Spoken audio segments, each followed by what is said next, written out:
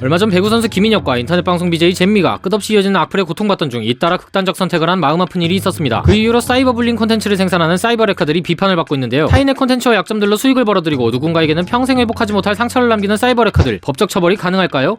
그런데 사이버레카란 정확히 무엇을 뜻할까요? 교통사고 현장에 경쟁적으로 빨리 달려가는 견인차처럼 온라인 공간에서 생기는 특정 이슈에 대해 누구보다 빠르게 콘텐츠를 만들어 조회수를 올리고 이로 돈벌이를 하는 유튜버들을 비판하는 표현인데요. 자극적인 영상과 썸네일, 제목 등으로 네티즌들의 어그로를 끌어 이슈가 궁금한 이들의 클릭을 유도하는 것이 그들의 목적입니다. 내가 궁금한 내용이 아니었어도 헉하는 제목들과 진짜야 하는 썸네일에 이끌려 나도 모르게 클릭을 하게 되는 건데요. 이들에게 가장 중요한 것은 바로 네티즌들의 관심, 그들의 핵심 수익원은 바로 유튜브 조회수인데요. 때문에 사이버레카의 콘텐츠는 검증된 사실관계보다 일명 카더라 통신, 즉 허위사실과 루머를 적극적으로 활용합니다. 변호사 두 분에게 사이버레카 법적 처벌 가능성을 물어봤습니다.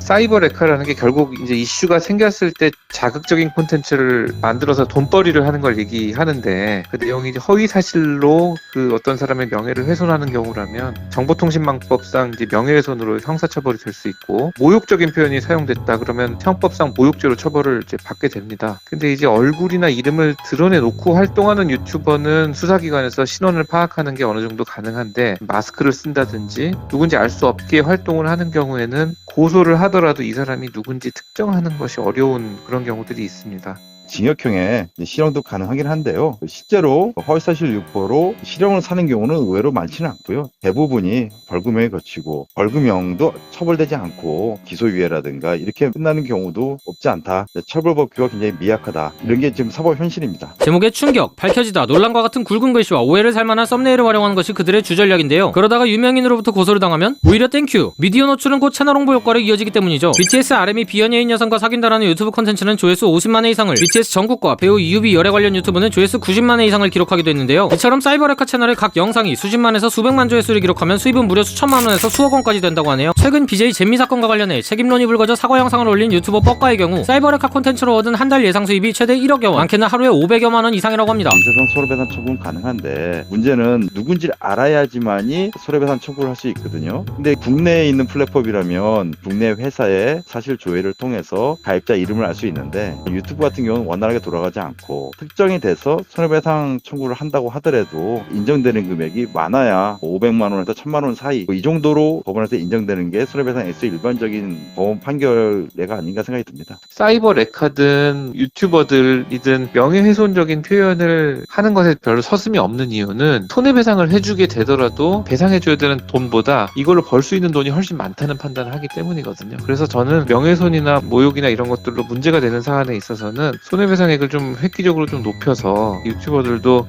허위의 내용으로 이렇게 방송을 했다가 오히려 금전적으로 자기들한테 굉장한 손해가 발생할 수 있다는 걸 좀 인지시킬 수 있는 정도가 좀 돼야 되지 않을까, 뭐 그런 생각을 좀 합니다. 많은 이들에게 주는 피해에 비해 아직은 그 처벌이 미미한 회색지대 속 사이버레카 콘텐츠들, 네티즌들의 분별력 있는 정보 소비가 중요한 시기인 것 같습니다.